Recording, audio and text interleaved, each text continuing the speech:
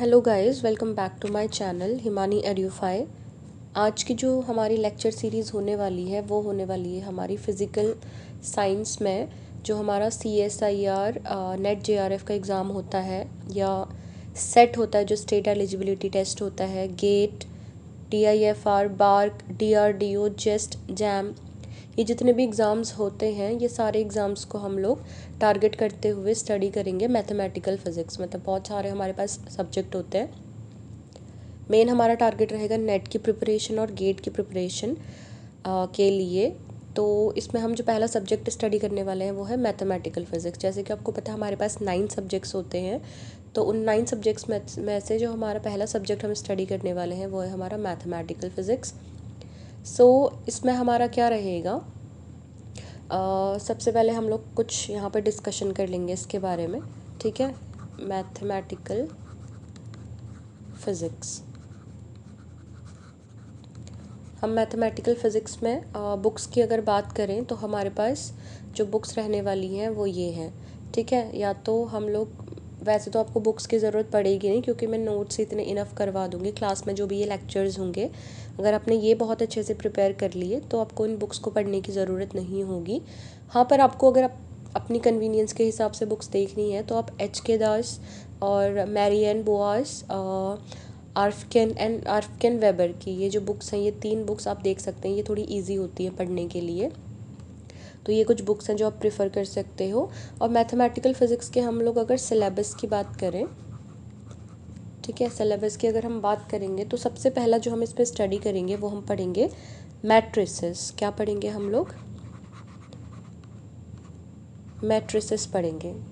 ठीक है, और ये जो है मैट्रिसेस, ये इम्पोर्टेंटली हमारी जो पार्ट B होता है एंड पार्ट C किसका, हमारा जो नेट का होता है। आपको पता होगा कि नेट का एग्ज़ाम हमारा जो पेपर होता है वो 3 पार्ट का आता है, A, B और C। ठीक है, A सेक्शन बेसिकली हमारा जनरल एप्टीट्यूड वगैरह रहता है, B में हमारा क्या होता है, बेसिक फ़िज़िक्स पूछी जाती है, और C में हमारी थोड़ी एडवांस फ़िज़िक्स पूछी जाती है। तो ये C में हमारा आता है जो कि हमारा 5 मार्क्स का एक क्वेश्चन होता है। यहाँ पर हमारा 3.5 मार्क्स का एक क्वेश्चन होता है और यहाँ पर 2 मार्क्स का एक क्वेश्चन होता है। ठीक है, ओवरऑल आपको बताइए कि 200 मार्क्स का आपका पेपर होता है, जिसमें से आपको क्वालिफाई करने के लिए 100+ मार्क्स की ज़रूरत होती है। मैं जनरल कैटेगरी की बात कर रही हूँ, बाकी तो आपको पता ही है चीज़ें क्या हैं। हर बार कट ऑफ अलग जाती है।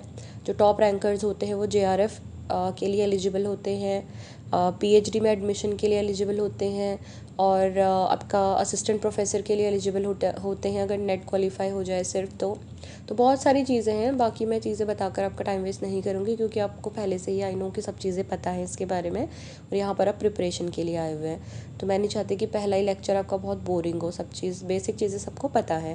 तो पहला जो हम सिलेबस में चैप्टर हम पढ़ेंगे वो मैट्रिसेस पढ़ेंगे। दूसरा हम लोग पढ़ेंगे यहाँ पर डिफरेंशियल इक्वेशंस। क्या पढ़ेंगे? Differential equations. ठीक है, थर्ड हम लोग जो डील करेंगे वो हम पढ़ेंगे Dirac delta function. Dirac delta function. ठीक है, और जो हम फोर्थ पढ़ेंगे वो हम पढ़ेंगे ग्रीन फंक्शन। इसके अंदर हम पढ़ने वाले हैं ग्रीन फंक्शन, ग्रीन्स फंक्शन बोलते हैं जिसे। एंड फिफ्थ हम पढ़ेंगे कॉम्प्लेक्स एनालिसिस। क्या पढ़ेंगे हम? Complex analysis. और नेक्स्ट हम पढ़ने वाले हैं इस पे स्पेशल फंक्शंस के बारे में। स्पेशल फंक्शंस के बारे में नेक्स्ट हम पढ़ेंगे। उसके बाद हम लोग पढ़ेंगे हमारा प्रोबेबिलिटी।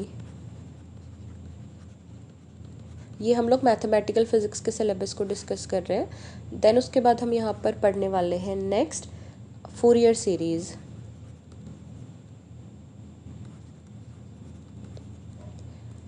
नेक्स्ट हम लोग पढ़ेंगे Fourier transform and Laplace transform.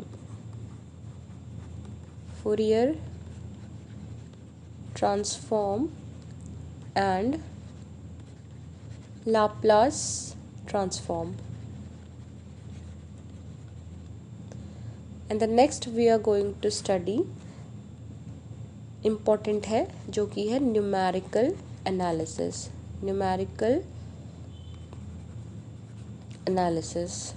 ठीक है, नेक्स्ट हम लोग यहाँ पर पढ़ने वाले हैं ग्रुप थ्योरी एंड टेंसर्स के बारे में। किसके बारे में? Group theory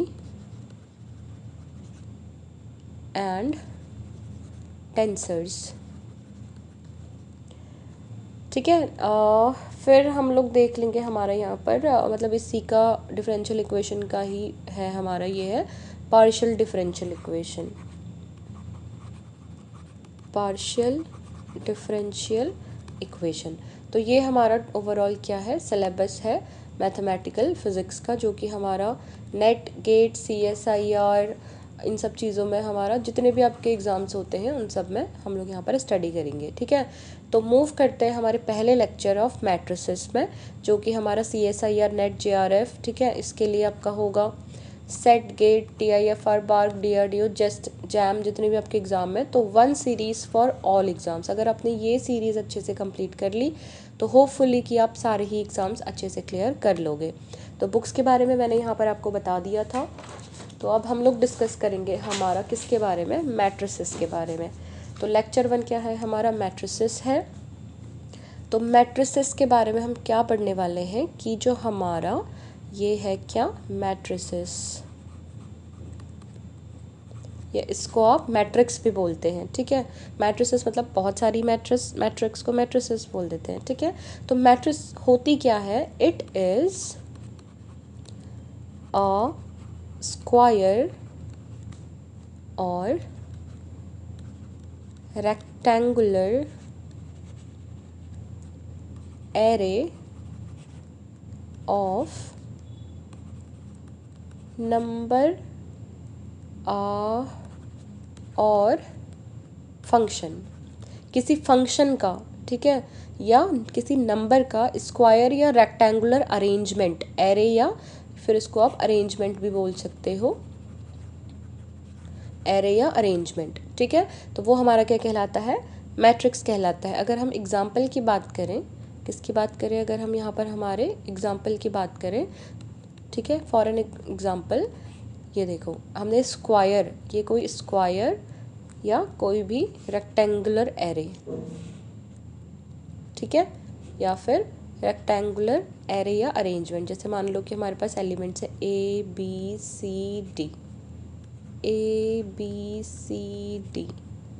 ABCD।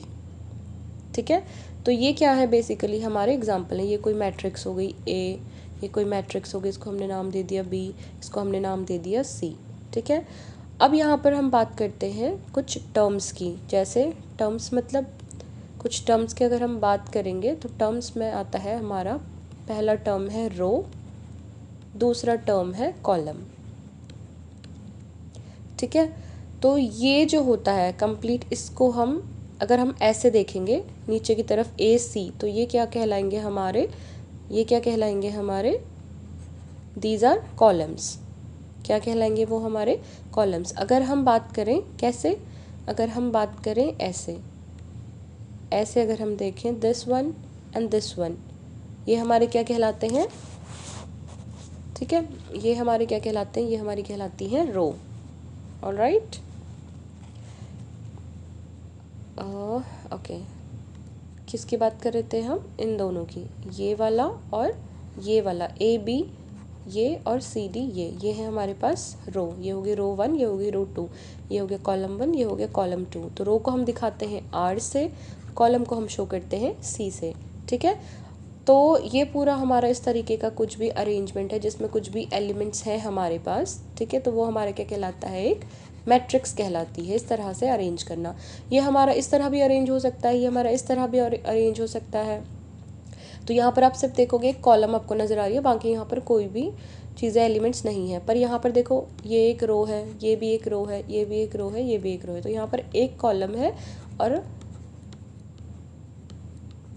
4 हमारे पास क्या है, रोज़ है। यहाँ पर क्या है, एक कॉलम, 2 कॉलम, 3 कॉलम, 4 कॉलम। तो कॉलम कितने हैं यहाँ पे, 4, रो कितनी है, सिर्फ 1, रो कितनी है, 1। ठीक है, तो ये हमारा क्या है, एक तरह से मैट्रिक्स का अरेंजमेंट है। अगर मैं इसको एक साफ साफ अगर आपको बताऊं तो जो जैसे हमारे पास A मैट्रिक्स हो गई है, A बी सी डी, ठीक है। और एक मैट्रिक्स है हमारे पास B, A B C D E F, ठीक है। अब ये हमारे पास देखो n cross m,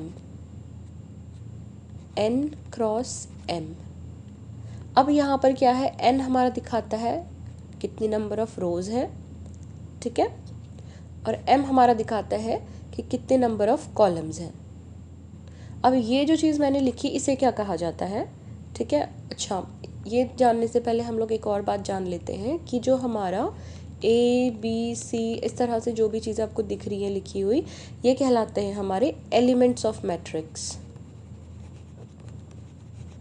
elements of matrix. हमारी जो ये मैट्रिक्स है इसके ए बी सी डी क्या है, एलिमेंट्स हैं। जो बी मैट्रिक्स है इसके एलिमेंट्स क्या है, A B C D E F, तो ये क्या है हमारे एलिमेंट्स ऑफ मैट्रिक्स। अब मैं बात कर रही थी इस चीज़ की, n क्रॉस m जो मैंने आपको बोला ये क्या होता है, तो बेसिकली जो ये n क्रॉस m है ये होता है हमारा ऑर्डर ऑफ मैट्रिक्स। क्या होता है, ऑर्डर ऑफ मैट्रिक्स। अब ऑर्डर ऑफ मैट्रिक्स क्या होता है, हम अगर बोलें कि if m is the number of रोज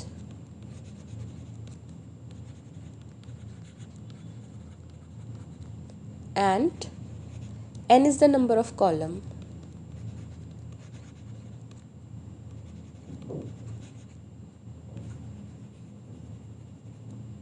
ठीक है। If m is the number of rows and n is the number of column, तो क्या होता है हमारा, ठीक है। If n is the number of rows and m is the number of column, wait a minute, okay, ठीक है। If m is the number of rows and n is the number of column, तो जो हमारा then n cross m ये हमारा क्या कहलाता है, order of, sorry m is the rose of column and n is the number of, मैंने उल्टा लिख लिया, चलो इसको m कर दो, इसको n कर दो, ठीक है, m n, तो ये डेफिनेशन सही हो जाएगी। फिर इसको आप कर दो m और इसको कर दो n, ठीक है। तो ये m क्रॉस n क्या है हमारा यहाँ पर, ऑर्डर ऑफ मैट्रिक्स। क्या है, ऑर्डर ऑफ मैट्रिक्स। समझ में आया। अब हम बात करेंगे नेक्स्ट, जो हमारी नई चीज़ निकल कर आई है यहाँ पे एक और, वो है हमारी कि मैथमेटिकल रिप्रेजेंटेशन ऑफ मैट्रिक्स क्या होती है, ठीक है। अब मैट्रिक्स को मैथमेटिकली कैसे रिप्रेजेंट करते हैं, तो next is mathematical representation of matrix. Matrix की मैथमेटिकल रिप्रेजेंटेशन कैसे की जाती है। लेट सपोज कि हमारे पास एक, ये आपको मैंने कोई चीज़ लिख के दे दी। अब यहाँ पर क्या है कि जो हमारा दो चीज़ें आपको दिखाई दे रही होंगी, एक दिखाई दे रहा होगा आई, एक दिखाई दे रहा होगा जे। तो आई हमारा कहलाता है यहाँ पर रो इंडेक्स एंड जे क्या है हमारा यहाँ पे, कॉलम इंडेक्स, ठीक है। अगर ए हमारी कोई मैट्रिक्स के मतलब मैट्रिक्स है उसमें आई जे, इसका मतलब ये हमारा क्या है, रो इंडेक्स, और ये हमारा क्या है, कॉलम इंडेक्स है, ठीक है। और मैं जनरल रिप्रेजेंटेशन की बात करूँ मैट्रिक्स की, ठीक है, जनरली हम कैसे दिखाते हैं, general representation of matrix.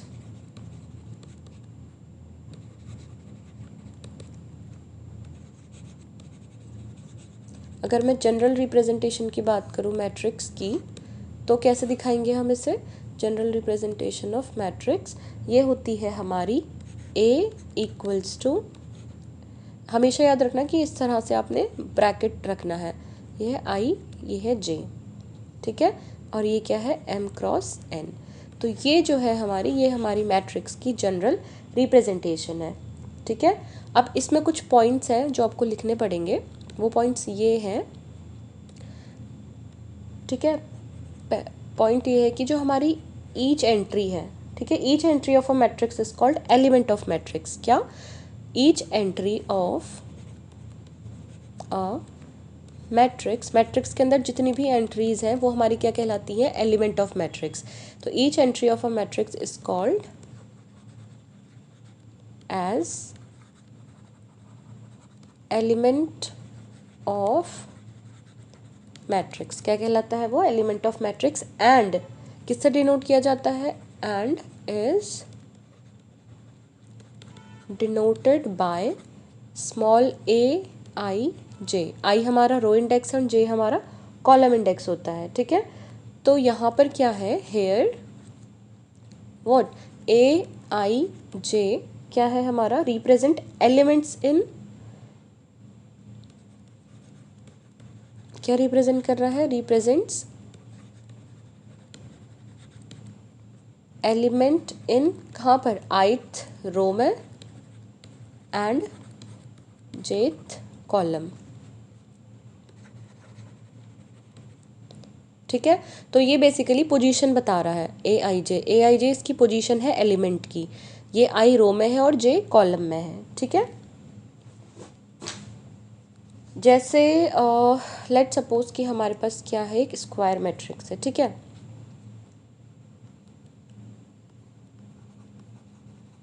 Square matrix और उसका ऑर्डर है of order n cross n, मतलब m और n इक्वल है, रो और कॉलम इक्वल है, n क्रॉस n हैविंग, जिसमें n रोज भी हैं एंड कॉलम भी हमारे पास कितने हैं,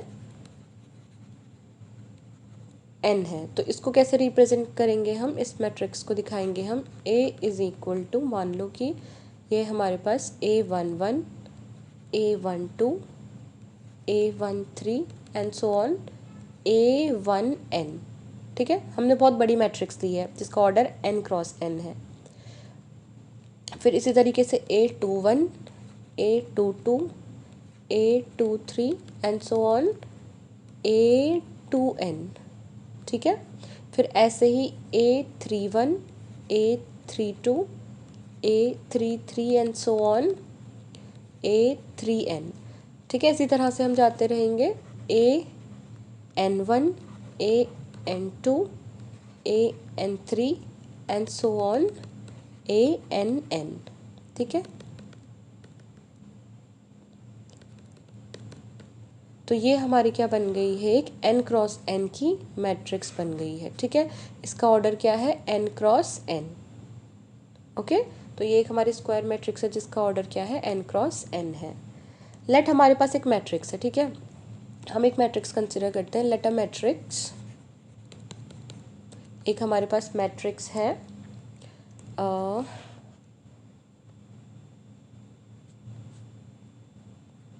A B C D E F G H I,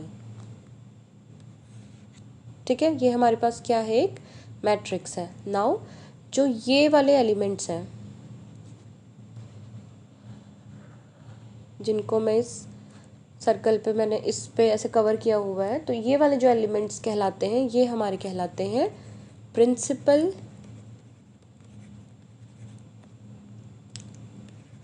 diagonal, है ना ये एक, तो ये कहलाता है प्रिंसिपल डायगोनल एलिमेंट्स, जिसको PDE से दिखाते हैं।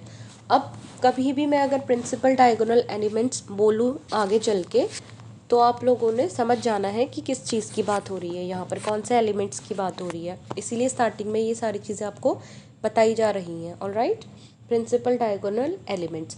अब जो आपको दूसरे एलिमेंट्स यहाँ पर दिखाई दे रहे हैं, जैसे कि ये वाले जो एलिमेंट्स हैं आपके, ये हैं आपके कौन से एलिमेंट्स हैं, ये हैं आपके of diagonal elements, of diagonal elements, या फिर इन्हें और भी कहा जाता है, एक और नाम से जाना जाता है, ये है हमारे और लोअर ट्रायंगुलर एलिमेंट्स। अगर कभी आपको ऑफ डायगोनल एलिमेंट्स या लोअर ट्रायंगुलर एलिमेंट्स बोला जाएगा, तो ये हमारा क्या कहलाएगा, ये वाला पार्ट कहलाएगा हमारी मैट्रिक्स का। तो बेसिकली ये वाला और ये वाला, ये जो दोनों हैं इनको हम ऑफ डायगोनल एलिमेंट्स बोलते हैं, पर क्योंकि ये हमारे डायगोनल मतलब हम ऐसे रिकॉग्नाइज नहीं कर पाएंगे कि ऑफ डायगोनल एलिमेंट्स कौन कौन से हैं, क्योंकि इनको ऑफ डायगोनल एलिमेंट्स भी बोला जाता है, पर इनका जो दूसरा नाम है वो ये है अपर ट्रायंगुलर एलिमेंट्स। तो आई होप कि आपको ये चीज़ें समझ में आ रही होंगी। तो बेसिकली जो हमारा AEI यहाँ पर एलिमेंट्स हैं, ये हमारे प्रिंसिपल ट्रायंगुलर एलिमेंट्स हैं, ये हमारे लोअर ट्रायंगुलर एलिमेंट्स हैं, और ये हमारे अपर ट्रायंगुलर एलिमेंट्स हैं मैट्रिक्स के। ठीक है, अब इसी से कुछ पॉइंट्स निकल कर आते हैं, तो उनको हम नोट करेंगे। पहला पॉइंट है हमारे पास एलिमेंट्स जिनके लिए, ऐसे एलिमेंट्स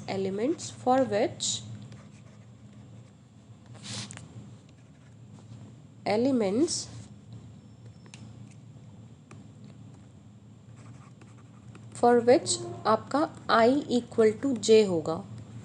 ये याद रखना, एलिमेंट्स जिनके लिए I इक्वल टू J होगा वो हमारे प्रिंसिपल डायगोनल एलिमेंट्स कहलाएंगे। ठीक है, are known as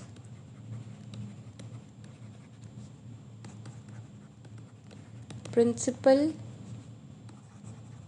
diagonal elements. क्या कहलाएंगे वो? प्रिंसिपल डायगोनल एलिमेंट्स कहलाएंगे। ठीक है, and number of principal diagonal elements कितने होते हैं किसी n क्रॉस n मैट्रिक्स में? वो आप लिखेंगे नंबर ऑफ प्रिंसिपल। अब हमारे पास मान लो कोई मैट्रिक्स है, हमें ये पूछा गया है कि इसमें कितने number of principal diagonal elements होंगे, तो आपको मैट्रिक्स का ऑर्डर तो पता होगा ना, जैसे number of principal diagonal elements in n cross n, हमारी कोई n क्रॉस n मैट्रिक्स है,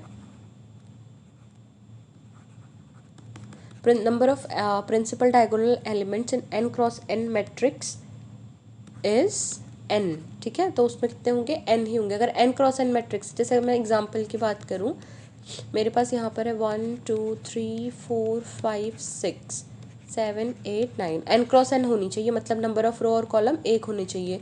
तो ये 3 क्रॉस 3 की मैट्रिक्स है, तो इसका जो प्रिंसिपल डायगोनल एलिमेंट्स होंगे वो भी कितने होंगे? 3 होंगे, क्योंकि n इक्वल टू क्या है यहाँ पर? 3 है, और वो n के बराबर होते हैं, हमने यही बोला। तो देखो आप काउंट भी कर लो, 1 2 3। अगर और एग्जाम्पल लूँ इसका मैं एक, ठीक है, एक और एग्जाम्पल लेते हैं, 1 2 3 4 5 6 7 8 9 0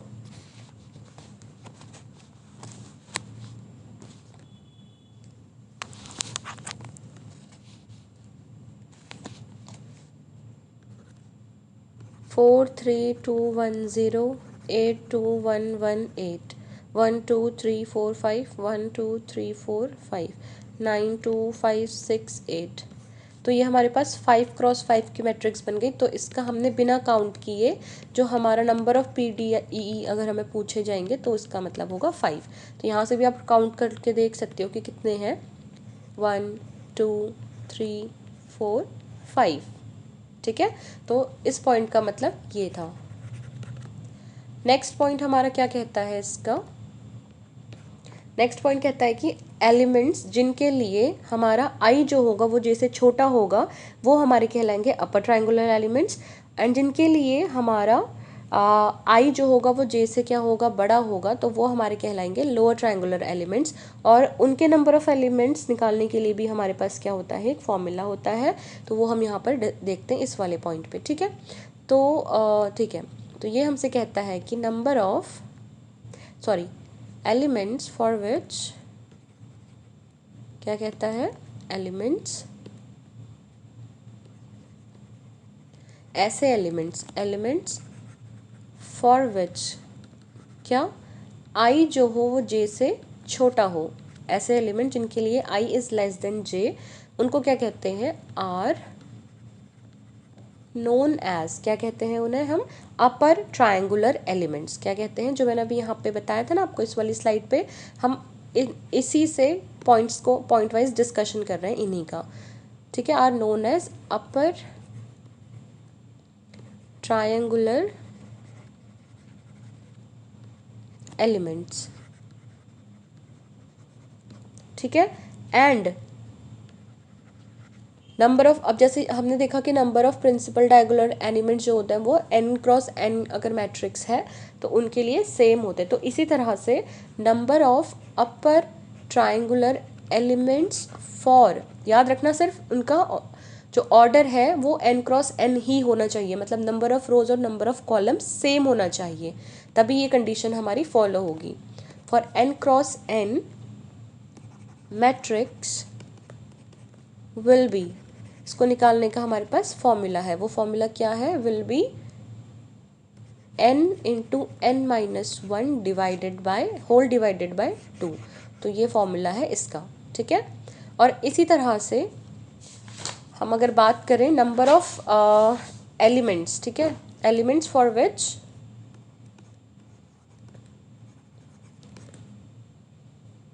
एलिमेंट्स, इसको पूरा लिख लीजिएगा आप, फॉर विच हमारा जो आई है मतलब वो जे से क्या है आपका बड़ा है, ठीक है। ये तो क्या था, आई जे से यहाँ पर लेस था ना, यहाँ पर ग्रेटर देन जे है, इनको हम बोलते हैं are known as lower triangular elements, ठीक है। And similarly lower triangular elements for, मतलब ये होगा number of lower triangular elements, number of भी मेंशन कर लेना यहाँ पे भी, number of lower triangular elements for n cross n, याद रखिएगा ये चीज़, n cross n, for n cross n matrix will be again n into n minus one whole divided by 2। तो ये सेम रहता है दोनों के लिए, ठीक है। तो ये कुछ हमारी क्या थी, इस वाली स्लाइड की प्रॉपर्टीज़ थी जो हमने एक ही स्लाइड पे डिस्कस किया कि हमारे प्रिंसिपल डायगोनल एलिमेंट्स होते हैं ए ई आई, ठीक है। और जो ये है इसके अलावा डी जी एच, ये हमारे क्या है ऑफ डायगोनल एलिमेंट्स है, और बी सी एफ भी हमारे ऑफ डायगोनल एलिमेंट्स हैं, लेकिन पर्टिकुलरली ये डायगोनल के ऊपर है तो ये अपर ट्रायंगुलर एलिमेंट्स हो गए हैं, क्योंकि ट्रायंगल शेप में है एक तरह से ये इनका जो अरेंजमेंट है, और इसी तरह से ये लोअर ट्रायंगुलर एलिमेंट्स हो गए।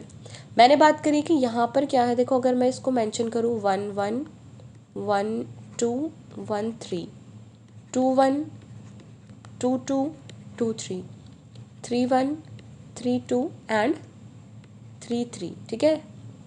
A11 यहाँ पर क्या है हमारा I और J इक्वल है, तो मैंने बोला था कि प्रिंसिपल डायगोनल एलिमेंट्स के लिए I इक्वल टू J होता है। देखो यहाँ पे भी I और J इक्वल है, E पे E22 मतलब इसी तरह से I33, तो I और J की जो वैल्यू है, हमारी रिप्रेजेंटेशन ऐसे होती है ना AIJ, तो I और J क्या है, यही A11 मैंने अगर बोला तो ये इनकी पोजीशंस हैं, ठीक है। I और J क्या है यहाँ पर इक्वल है।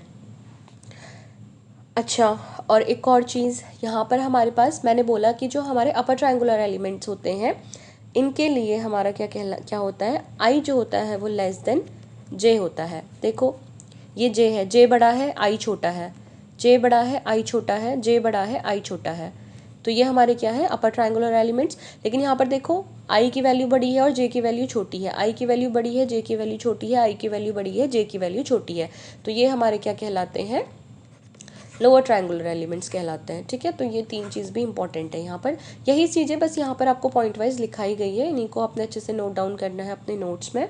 मैं तो आपको बोलूँगी कि साथ साथ आप नोट्स बनाते रहिए, क्योंकि जो भी चीज़ मैं समझा रही हूँ मैं साथ ही साथ आपको नोट्स भी यहाँ पर लिखवा रही हूँ उनके। अब हमारे पास बात आती है किसकी, प्रोडक्ट ऑफ मैट्रिक्स। अब मैट्रिक्स का प्रोडक्ट अगर हो रहा है तो ऐसी कौन कौन सी कंडीशंस है कि जिन कंडीशंस में ही सिर्फ प्रोडक्ट हो सकता है, अदरवाइज नहीं हो सकता है, ठीक है। तो सबसे पहली बात है कि अगर हमारे पास कोई मैट्रिक्स ए है जिसका ऑर्डर m क्रॉस n है और एक मैट्रिक्स बी है, देखो प्रोडक्ट करने के लिए दो मैट्रिक्स का होना ज़रूरी है, जब दो मैट्रिक्स होंगी तभी तो आपस में उनका हम प्रोडक्ट निकाल सकते हैं ना। तो इसके लिए एक मैट्रिक्स हो गई और एक दूसरी मैट्रिक्स हो गई, तो 2 मैट्रिक्स का होना ज़रूरी है। तो वही मैंने बोला कि हमारे पास क्या है कि अगर हमारे पास ए कोई मैट्रिक्स है और बी कोई मैट्रिक्स है, जिन दोनों का ऑर्डर क्या है, एक का ऑर्डर m क्रॉस n है और दूसरी का ऑर्डर क्या है हमारे पास p क्रॉस q, ठीक है। अब फिर उसके बाद जो हमारा प्रोडक्ट है वो तभी पॉसिबल होगा, तो उसकी कुछ कंडीशंस है वो मैं आपको लिखवाती हूँ। सबसे पहले आप लिखिए कि अगर हमारे पास इफ़ ए, ठीक है, ए हमारे पास क्या है, इज़ अ मैट्रिक्स, क्या ऑर्डर है इसका, of order m cross n, और एक हमारे पास मैट्रिक्स है and b is another matrix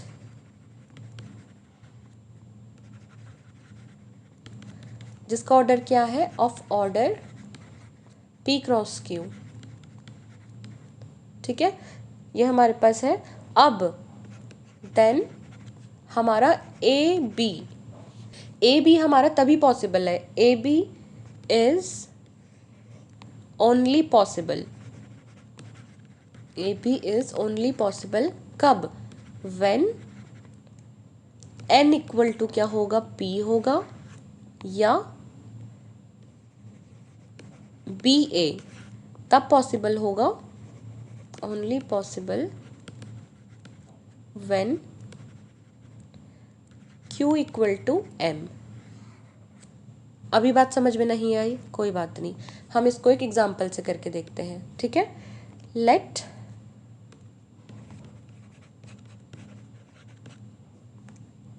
A हमारे पास कोई मैट्रिक्स है जिसका ऑर्डर क्या है, m क्रॉस n है, और बी हमारे पास क्या है, एक मैट्रिक्स है जिसका ऑर्डर p क्रॉस q है, ठीक है। लेट सपोज कि इसका ऑर्डर है हमारे पास, ये हो गया 3 क्रॉस 2 की मैट्रिक्स है, और ये हमारे पास 3 क्रॉस 3 की मैट्रिक्स है, ठीक है। अब यहाँ पर क्या है, देखो हमारा m इक्वल टू 3 है, n इक्वल टू 2 है, p इक्वल टू 3 है, q इक्वल टू 3 है।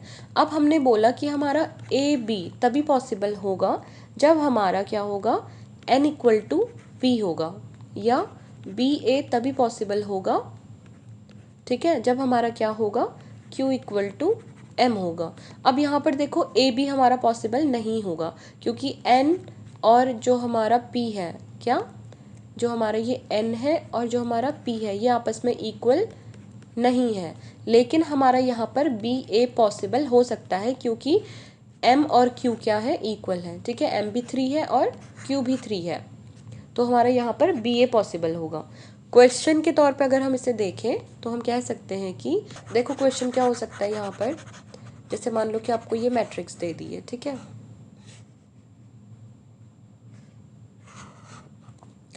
एग्जाम्पल हम क्वेश्चन से ही करेंगे यहाँ पर। तो आपको क्वेश्चन पूछा जाएगा कि देन, ये आपको सिचुएशन दी गई हुई है, देन विच इज पॉसिबल, तो इनमें से क्या चीज़ पॉसिबल है, आपको ऑप्शन दे दिए जाएंगे, जैसे ए बी पॉसिबल है,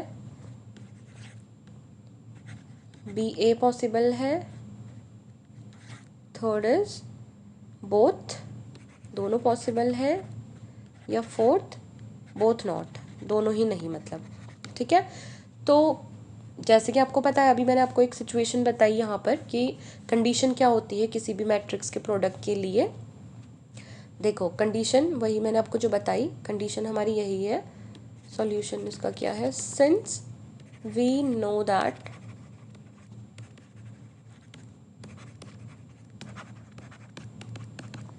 तो यही हमारा क्या है, हमारी कंडीशन। आपको पता भी मैंने पिछली वाली स्लाइड में आपको बताया था कि ए बी कब पॉसिबल होता है हमारा, जब हमारा n इक्वल टू पी होगा, और बी ए कब पॉसिबल होता है जब हमारा q इक्वल टू m होगा। तो आप देख सकते हो यहाँ से, तो सॉल्व करके हमारे पास आया था बी ए, ठीक है। और एक और अगर हम एग्जांपल ले इसका, ठीक है, एक एग्जांपल और ले, जैसे हमारे पास मान लो कि एक मैट्रिक्स है, ये हमारे पास 1 2 3 4, और एक और हमारे पास मैट्रिक्स है, ठीक है, -1 2 4 3। तो हमें क्या करना है, पहले चेक करना है कि क्या ये हमें निकालना है, इसका प्रोडक्ट ए बी निकालना है, हम दोनों को मल्टीप्लाई करना है। तो उससे हमें पहले देखना होगा कि क्या इनका हमारा ऑर्डर क्या है। ये हमारा 2x2 की मैट्रिक्स है और ये भी हमारी 2x2 की मैट्रिक्स है। तो ऑब्वियसली यहाँ तो सब कुछ सेम है, तो ऑब्वियसली ये हमारा क्या होगा, पॉसिबल होगा। ठीक है, तो जब हम ए बी करेंगे तो हम लिख लेंगे 1 2 3 4 और दूसरी मैट्रिक्स है -1 2 4 3।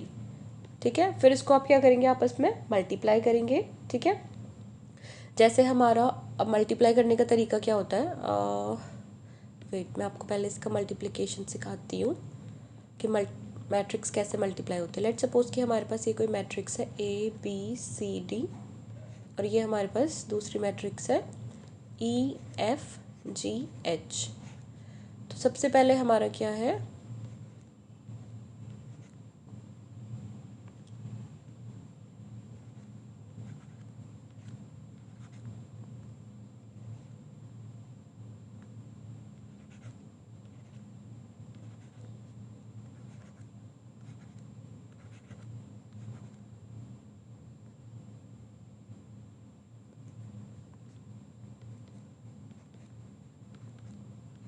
तो ये आपने क्या करना है, याद रख लेना है, इसके अकॉर्डिंग आपने सॉल्व करना है। इसका मतलब ए को एक बार आप ई से करेंगे मल्टीप्लाई, फिर एक बार बी को आप जी से करेंगे।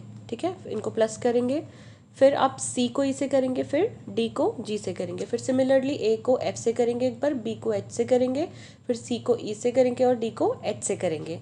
ठीक है, तो इस तरह से आपके पास क्या आ जाएगी, एक मैट्रिक्स आ जाएगी।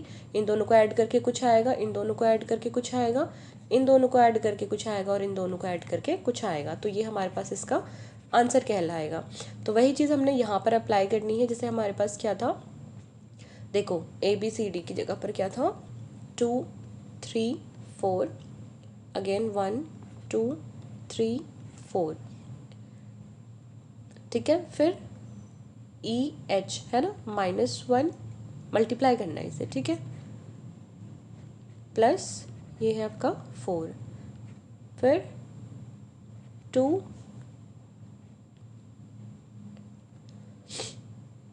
3 इंटू सॉरी -1 और ये +4 इंटू, ओके ये हो जाएगा आपका 4। नेक्स्ट फिर आपका हो जाएगा यहाँ पर 4H था ना यहाँ पर हमारा, यस। तो ये हो जाएगा हमारा क्या, अच्छा ये है ना मैट्रिक्स हमारे पास, AB ये कर लिया, ये कर लिया, ये कर लिया, दिस दिस दिस दिस, तो GH GH 4, दिस इज 2 + 3, 2 + 3। फिर देखो इसे सॉल्व करो, तो 1 इंटू 1 इज -1 + 8 -3 + 16, ये हो जाएगा 2 + 6 6 + 12 सॉरी। फिर ये आपका हो जाएगा -8 + 1 is 7 -7 and this one is 13, here it is 8 and it is 18। तो ये हमारा क्या आ गया, इसको मल्टीप्लाई करके देखो, मैंने आपको कितना बेसिक से बताया है, बहुत ज़्यादा बेसिक से मैंने आपको ये चीज़ एक्सप्लेन करी है।